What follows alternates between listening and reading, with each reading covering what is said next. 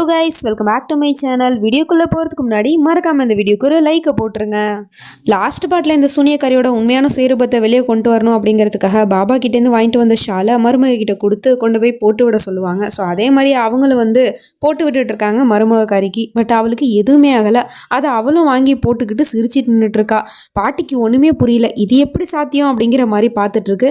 சரிம்மா ரெடி ஆகு அப்படின்னு அவங்க இங்கேருந்து போயிடுறாங்க. அப்போ பாட்டியோட கையை பிடிச்சி இந்த பக்கம் இழுத்து விடுறா. அப்படின்னா அவங்க அங்கே ஒளிஞ்சிருந்தது இவளுக்கு தெரியும் போல.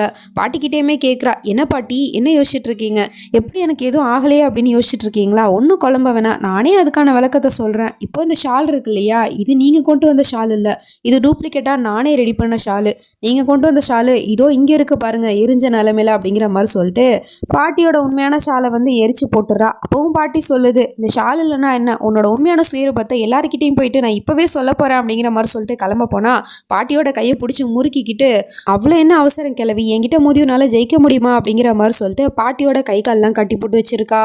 இந்த பக்கம் நம்ம ஹீரோக்கு இன்றைக்கி தானே கல்யாணம். அவன் ரெடி ஆகிட்டு அப்படியே அந்த பக்கமாக கிராஸ் பண்ணி போகும்போது அவனோட ரூமில் ஏதோ ஒரு லைட் எறிகிற மாதிரி இருக்குது. அதாவது யாரோ லைட்டை வச்சு தேடிட்டு இருக்காங்க அப்படிங்கிறது தெரியுது இருட்டில். உடனே இவனும் அது யாருன்னு போய் பார்க்கறதுக்காக அவங்களோட ஷோல்டரை போயிட்டு கையை வைக்கிறான். பார்த்தா அது நம்ம ஹீரோயினி தான். பயந்து போயிட்டு ஆன்னு சொல்லிட்டு கத்துறா. ரெண்டு பேருமே கீழே விழுந்துடுறாங்க. நம்ம ஹீரோயினி மேலே அவன் படுத்துருக்கான். ரெண்டு பேரும் ஒருத்தர் பார்த்துட்டு இருக்காங்க. அப்போ கேட்குறான், நீ இந்த நேரத்தில் இங்கே என்ன பண்ணிட்டு இருக்க அப்படின்னு கேட்டால், கொஞ்சம் கீழே இறங்குறீங்களா அப்படிங்கிற மாதிரி சொன்னதும் அதுக்கப்புறம் லைட்லாம் போட்டு விட்டுட்டு, நீ இங்கே என்ன பண்ணிட்டு இருக்க அப்படின்னு கேட்டா, நான் உங்களுக்கு அதான் சர்ப்ரைஸ் பண்ணான்னு இங்கே வந்தேன் அப்படின்னு சொல்லிட்டு பெட்டு ஃபுல்லாக பூவை போட்டு வச்சிருக்கா. எப்படி இருக்குன்னு கேட்குறா. அழகாக தான் இருக்கு, ஆனால் உன்னை விட அழகா இல்லை அப்படிங்கிற மாதிரி சொல்லிட்டு இவன் ரொமான்டிக்காக பேச போனா, சரி வாங்க நிக்காக்கு டைம் ஆயிடுச்சுல அப்படிங்கிற மாதிரி சொல்லிட்டு அழைச்சிட்டு போயிட்டு இருக்கா. அப்படி போகும்போது நமக்கு ஒரு ஃபைலை காட்டுறாங்க. ஆக்சுவலி இந்த ஃபைலை தேடி தான் நம்ம ஹீரோயின் இங்கே வந்திருப்பா போல. அந்த ஃபைலை பார்த்தாலா பார்க்கலையா, இல்லை பார்த்துட்டு தான் இங்கே எடுத்து வச்சிருக்காளா அப்படிங்கிறதுலாம் தெரியல. அப்புறம் நிக்காக் பண்ணுறதுக்காக பொண்ணு மாப்பிள்ள ரெண்டு பேருமே அழைச்சிட்டு உட்கார வச்சுருக்காங்க. அதே சமயம் இந்த பக்கம் சூனியக்காரி ஒரு ட்ராலியில் பாட்டிமாவை கட்டி போட்டு ஒரு ஓரமாக வச்சுட்டு அவளும் போயிட்டு மணப்பெண்ணாக போய் உட்காந்துடுறா மணமேடையில். ஸோ இவங்க ரெண்டு பேருக்கும் கல்யாணம் நடக்க போகுது இல்லையா, ஸோ அதனால் அஜ்ரத்தும் கேட்குறாரு கல்யாணத்தை பண்ணலாமா அப்படின்னு. ஓகேன்னு சொன்னதும் அவரும் கேட்க ஆரம்பிக்கிறாரு, இஷானை கல்யாணம் பண்ணிக்கிறதுக்கு கான்வேகமான உங்களுக்கு சம்மதமா அப்படின்னு கேட்ட உடனே அவளும் சம்மதம் அப்படிங்கிற மாதிரி சொல்லிடுறா. 3 தடவையுமே கேட்குறாரு, உங்களுக்கு இந்த நிக்காகில் சம்மதமா அப்படின்னு சொல்லிட்டு 3 தடவையுமே அவள் சம்மதம் சொல்லிடுறா. அதே சமயம் மாப்பிள்ளக்காரன்ட்ட கேட்கும் போது அவனுமே சம்மதம் சொல்லிடுறான் 3 தடவையுமே. ஸோ இப்போ ஒரு வழியாக அவங்க ரெண்டு பேருக்கும் கல்யாணம் முடிஞ்சிருச்சு. இப்போ இந்த பக்கம் பையனுக்கு கல்யாணம் நடந்துட்டு இருக்கு. அப்போ அஸ்ரத்தும் கேட்குறாரு அர்மான் கிட்ட, இந்த மாதிரி அர்மான் ஷேக்கான உங்களுக்கு மாஹிராவை கல்யாணம் பண்ணிக்க சம்மதமா அப்படின்னு கேட்டால் அவன் சம்மதம் சொல்லிடுறான். உங்களுக்கு சம்மதமா அப்படின்னு சொல்லிட்டு 3 தடவை கேட்கும் போது 3 தடவையுமே அவன் சம்மதம்னு சொல்லிட்டு சிரிச்சுக்கிட்டே சொல்லிட்டு இருக்கான். இப்போ அதே கேள்வியை நம்ம மாஹிரா கிட்ட கேட்குறாங்க. மாஹிரா அவனை நீங்கள் அர்மான் ஷேக்கு கல்யாணம் பண்ணிக்க சம்மதமா அப்படின்னு கேட்டால் அதுக்கு அவள் எந்த ஒரு பதிலுமே சொல்லாமல் அமைதியாக உட்காந்துருக்கா. என்ன நடக்குது அப்படின்னு நமக்கும் ஒன்றும் புரியல. திரும்பவும் கேட்குறாரு, உங்களுக்கு இந்த கல்யாணத்தில் சம்மதமா அப்படின்னு சொல்லிட்டு. அவள் உடனே சம்மதம் இல்லை அப்படிங்கிற மாதிரி சொல்லிடுறா. பயங்கரமான ஷாக்காக இருக்குது நம்ம ஹீரோக்கு.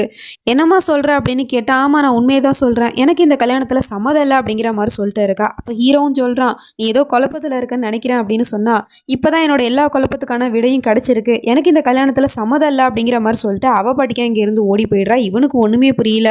இன்ஃபேக்ட் நமக்குமே ஒன்றும் புரியல. கல்யாணத்துக்கு அவள் தான் மனப்பூர்வமாக சம்மதம் சொன்னா, இப்போ ஏன் வேணாங்கிறாங்கிறது ஒன்றும் புரியல. அதுக்கப்புறம் பார்த்தா அவள் ஒரு ஓரமாக போய் நின்றுக்கிட்டு பயங்கரமாக அழுதுகிட்டு இருக்கா.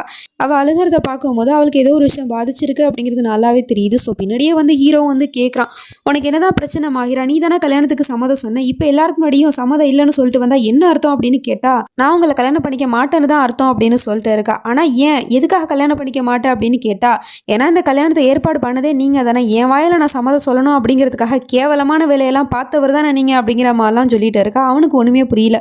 என்ன சொல்லிட்டு இருக்க நீ அப்படின்னு கேட்டா, தெரியாத மாதிரி நடிக்காதீங்க, இந்த வீட்டில் ஊர் மக்கள்லாம் கலாட்டா பண்ணிட்டு இருந்தாங்களே, அவங்க 1008 கேள்வி கேட்டாங்க, அது எல்லாமே நீங்கள் சொல்லி தானே கேட்டாங்க, ஏன்னா அதில் ஒருத்தவனை நான் இந்த வீட்டில் பார்த்தேன், அவன் இங்கேருந்து போனான், கொஞ்ச நேரம் கழிச்சு அவனுக்கு நீங்கள் காசுமே கொடுத்தீங்க, அப்படின்னா என்ன அர்த்தம், நீங்கள் தான் அந்த ஆட்கள்லாம் ரெடி பண்ணியிருக்கீங்க, அவன் என்ன எல்லாருக்கு முன்னாடி கேள்வி கேட்டான் அப்படின்னா அப்போ நீங்கள் என்ன கல்யாணம் பண்ணிக்கிறேன்னு சொல்லுவீங்க, பதிலுக்கு நானும் உங்களை நல்லவன் நம்பி உங்களை கல்யாணம் பண்ணிக்க சம்மதம் சொல்லுவேன், அதுதானே உங்களோட பிளான், அதே மாதிரி தானே நடந்துச்சு, நானும் உங்களை கல்யாணம் பண்ணிக்க சம்மதம் சொன்னேனே, ஆனால் உண்மையிலே நீங்கள் ஒரு நல்ல மனுஷன், நானும் உங்களை காதலிக்க ஆரம்பிச்சிட்டேன் அப்படின்னு தான் நான் உங்களுக்கு சம்மதம் சொன்னேன், ஆனால் நீங்கள் என்னோட காதலை வச்சு இப்படிலாம் விளையாடுவீங்கன்னு எனக்கு சத்தியமாக தெரியாது அப்படிங்கிற மாதிரிலாம் சொல்லிட்டு இருக்கா. அதுக்கு அவனும் சொல்கிறான், அந்த ஆள் உண்மையிலே இந்த வீட்டுக்கு வந்தது என்னமோ உண்மை தான், நான் அதை மறுக்க விரும்பலை, ஆனால் அவன் இங்கே வந்தது வேலை பார்க்கறதுக்காக தான், அவன் ஒரு எலக்ட்ரிஷியன், ஸோ அந்த வேலையை பார்க்கறதுக்காக தான் இங்கே வந்தான், அதுக்காக தான் நான் அவனுக்கு பணம் கொடுத்தேன், நீ அதை தப்பாக புரிஞ்சுக்கிட்டே அப்படிங்கிற மாதிரி சொல்லிட்டு இருக்கான். எஸ் அது என்னமோ உண்மை தான், ஏன்னா நம்ம ஹீரோயினி அவன் இடித்து தள்ளிட்டு போகும்போது அவன் கையில் டூல்ஸ் இருந்துச்சு இல்லையா, ஸோ அதை நம்மளும் பார்த்தோம். ஆனால் நம்ம ஹீரோயின் தான் தப்பாக புரிஞ்சுக்கிட்டா போல.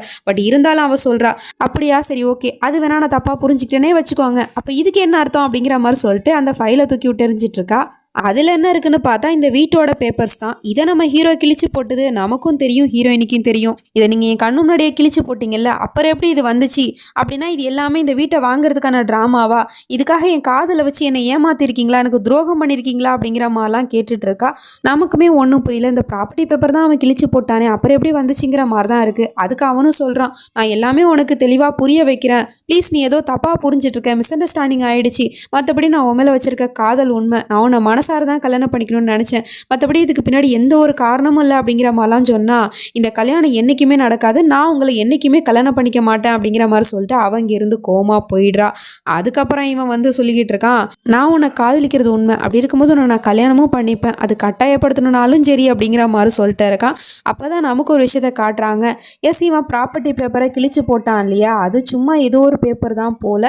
இவன் நிஜமாவே அந்த ப்ராப்பர்ட்டி பேப்பரை வச்சுருந்துருக்கான், பட் எந்த ஒரு தப்பான நோக்கத்துலையும் இல்லை. அவளுக்கு இந்த வீடுனா அவ்வளோ உசுறு இல்லையா, ஸோ அதனால் கல்யாணத்துக்கு அப்புறம் இந்த வீட்டை அவள் பேர்லேயே மாற்றி கிஃப்டாக கொடுத்துடலாம் அப்படிங்கிற ஒரு நல்ல எண்ணத்தில் தான் அவன் அந்த ப்ராப்பர்ட்டி பேப்பரை வச்சுருந்துருக்கான். ஸோ அது எல்லாத்தையும் பார்த்துட்டு தான் இவ வந்து ஒரு மிஸ் அண்டர்ஸ்டாண்டிங் பண்ணிக்கிட்டா. ஸோ இது ஒரு மிஸ் அண்டர்ஸ்டாண்டிங் அப்படின்னு சொல்லிட்டு நமக்கும் புரியுது, ஹீரோக்கும் புரியுது. ஆனால் நம்ம ஹீரோயினுக்கு புரிகிற மாதிரி இல்லை. அவ இங்கேருந்து கோமா கிளம்பி வரா. பார்த்தா அந்த மௌலவியை போக விடாமல் அந்த ஆண்டியும் லத்தீஃபும் வந்து தடுத்துக்கிட்டு இருக்காங்க.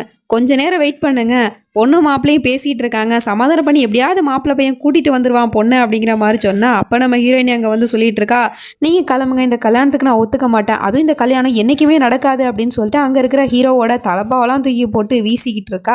அப்போ அவன் வந்து சொல்லிக்கிட்டு இருக்கான், கண்டிப்பாக இந்த கல்யாணம் நடக்கும், அது இன்னும் 24 மணி நேரத்தில், 24 மணி நேரம் கழிச்சு நீயே வந்து என்னை கல்யாணம் பண்ணிக்க சம்மதம் சொல்லுவ, அப்படி ஒருவேளை அந்த கல்யாணம் நடக்கலை அப்படின்னா நான் என் பேரை மாற்றி வச்சுக்கிறேன் அப்படிங்கிற மாதிரிலாம் சொல்லிட்டு நம்ம ஹீரோயினி கிட்ட சவால்லாம் விட்டுக்கிட்டு இருக்கான். அப்படி ஒரு விஷயம் நடக்கவே போகிறதில்ல அப்படிங்கிற மாதிரி சொல்லிட்டு அவன் இங்கேருந்து கோவத்தில் போயிடுறா.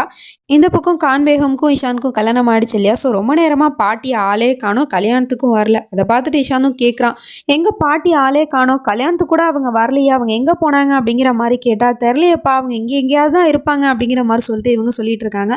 பார்த்தா அந்த பாட்டியை ட்ராலியில் தான் அவள் கட்டி போட்டு வச்சிருக்கா. அப்போ பார்த்தா அந்த பாட்டி தப்பிக்கிறதுக்காக அந்த ட்ராலியை போட்டு இடிச்சிக்கிட்டு இருக்குது. ஸோ அந்த பக்கமாக ஒரு வெயிட்டர் போகிறான், என்னது இது அந்த ட்ராலிலேருந்து வித்தியாசமாக சத்தம் வருது அப்படிங்கிற மாதிரி சொல்லிட்டு அவன் கீழே ஸ்க்ரீனை ஓப்பன் பண்ணி பார்க்குறான். பாட்டியை வந்து கட்டி போட்டு வச்சுருக்காங்க.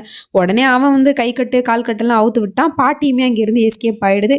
இவ வந்து பார்த்துவிட்டு பயங்கரமான ஷாக்கு, ஏன்னா பாட்டி அவளை நோக்கி தான் வந்துக்கிட்டு இருக்கு. நம்மளை பற்றின உண்மையெல்லாம் சொல்லிட்டா என்ன பண்ணுறது அப்படிங்கிற மாதிரி முழிச்சிக்கிட்டு இருக்கா. இதுக்கப்புறம் நடக்க போகுது அப்படிங்கிறதெல்லாம் நம்ம நெக்ஸ்ட் பார்ட்டில் தான் பார்த்து தெரிஞ்சுக்கணும். அது வரைக்கும் பை ஃப்ரெண்ட்ஸ்.